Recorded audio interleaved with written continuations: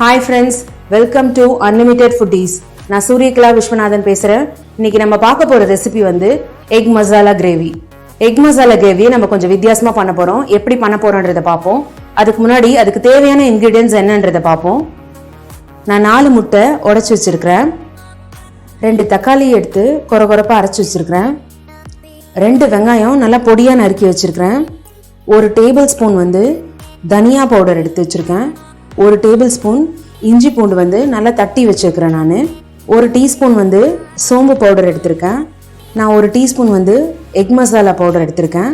நான் வந்து சக்தி masala brand use பண்ணியிருக்கேன். உங்களுக்கு எந்த பிராண்ட் கிடைக்குதோ நீங்கள் அதை யூஸ் பண்ணிக்கோங்க. நான் 4 டேபிள் ஸ்பூன் வந்து எண்ணெய் எடுத்திருக்கேன். நான் அரை மூலி தேங்காவில் பாதி எடுத்து கட் பண்ணி வச்சுருக்கிறேன்.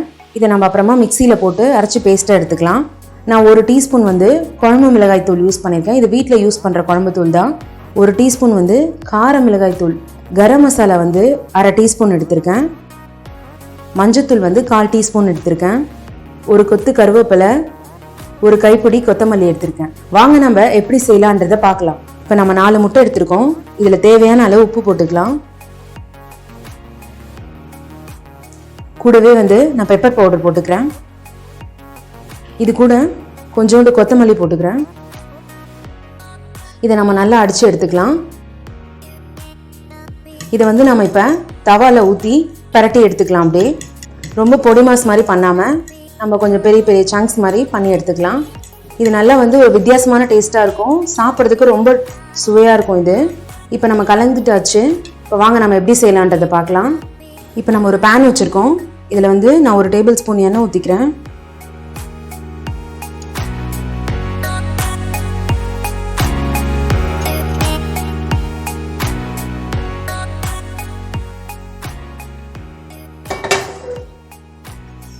இப்போ நம்ம கலந்து வச்ச இந்த முட்டையை நம்ம இதில் ஊற்றிக்கலாம்.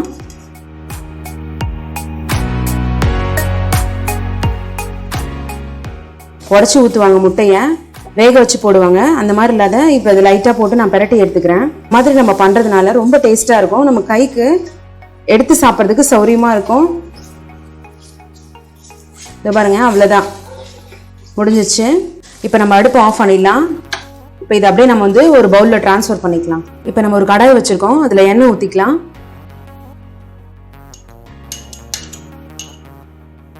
நம்ம 4 டேபிள் ஸ்பூன் எண்ணெய் எடுத்திருந்தோம்.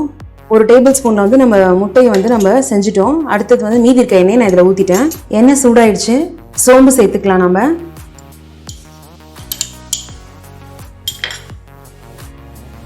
சோம்பு வந்து நான் ரொம்ப பவுடராக அரைக்காது, கொஞ்சம் கொரப்பாக அரைச்சி வச்சுருப்பேன். அப்போ தான் நல்லா அந்த வாசனை ஃப்ளேவர் இருக்கும். அடுத்தது நம்ம பொடியை நறுக்கி வச்சு வெங்காயம். நான் பச்சை மிளகாய் சொல்ல மறந்துட்டேன். நான் 1 பச்சை மிளகாய் எடுத்துருக்கிறேன். ஏன்னா நம்ம வந்து மிளகாய் தூள்லாம் சேர்க்கறதுனால நான் 1 பச்சை மிளகாய் எடுத்திருக்கேன். உங்களுக்கு அதிகமாக வேணும்னா நீங்கள் 2 பச்சை மிளகாய் கூட சேர்த்துக்கலாம்.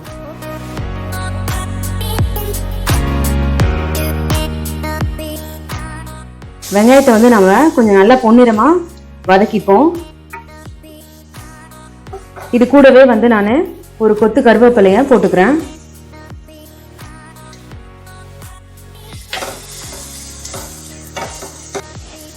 அடுத்தது நம்ம தட்டி வச்ச இஞ்சி பூண்டை சேர்த்துக்கலாம்.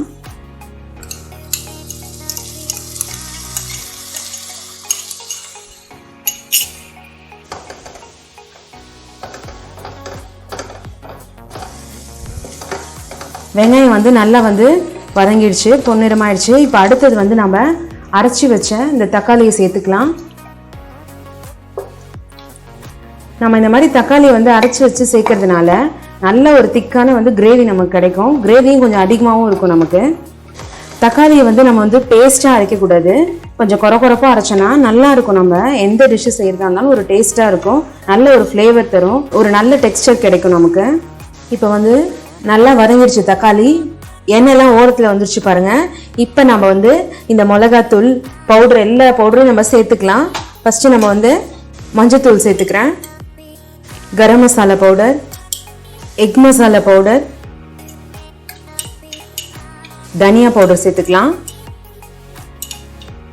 கார மிளகாய் தூள்.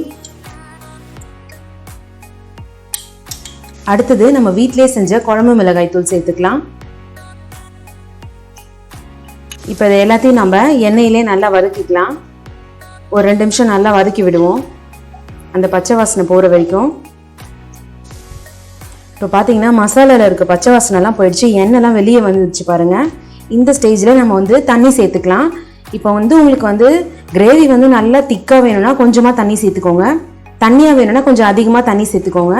நான் இப்போ வந்து 500 ml டம்ளரில் தண்ணி சேர்த்துக்கிறேன்.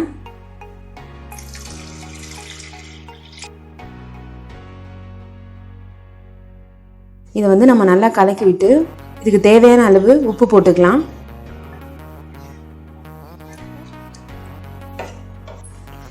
இப்போ இதுக்கு தேவையான அளவு உப்பு போட்டுக்கலாம்.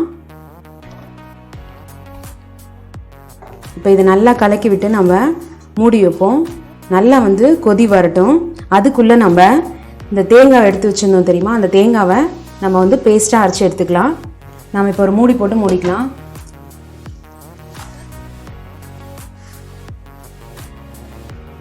இப்போ 5 நிமிஷம் ஆயிடுச்சு. இப்போ எடுத்து பார்ப்போம். பாருங்கள், எண்ணெய்லாம் நல்லா ஓரத்தில் வந்துருச்சு. இப்போ நம்ம வந்து அரைச்சி வச்ச இந்த தேங்காவை நம்ம சேர்த்துக்கலாம்.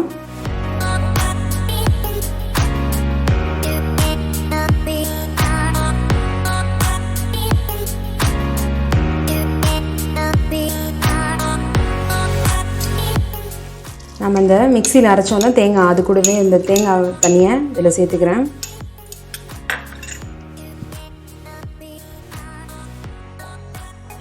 இதை நல்லா கலந்து விட்டு நம்ம ஒரு 5 நிமிஷம் கொதிக்க வைப்போம்.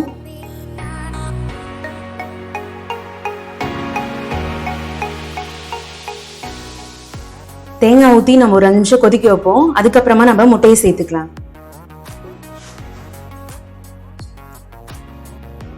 இப்போ நம்ம தேங்காய் ஊற்றி 5 நிமிஷம் ஆயிடுச்சு. பாருங்கள், நல்ல கிரேவி திக்காக இருக்குது. இப்போ இந்த ஸ்டேஜில் நம்ம இந்த முட்டையை சேர்த்துக்கலாம். இப்போ நம்ம முட்டையை சேர்த்துக்கலாம்.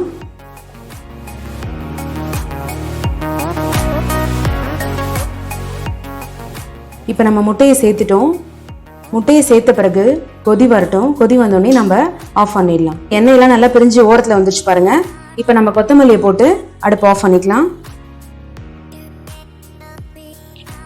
அடுப்பு ஆஃப் பண்ணிடலாம். நம்ம ரெடி ஆயிடுச்சு நமக்கு எக் மசாலா கிரேவி. ஃப்ரெண்ட்ஸ், இப்போ வந்து எக் மசாலா கிரேவி ரெடி ஆயிடுச்சு. இது ரொம்ப டேஸ்ட்டாக இருக்கும். பார்க்குறதுக்கு எவ்வளோ கலர்ஃபுல்லாக அழகாக இருக்குது பாருங்கள். இது வந்து இட்லி, தோசை, சப்பாத்திக்கு எல்லாத்துக்கும் வச்சு சாப்பிட்லாம். ஆனால் ரொம்ப பெஸ்ட்டு காம்போன்னு பார்த்தீங்கன்னா சப்பாத்திக்கு ரொம்ப ஆப்டாக நல்லா இருக்கும். இது கண்டிப்பாக இந்த ரெசிபியை உங்கள் வீட்டில் ட்ரை பண்ணி பாருங்கள்.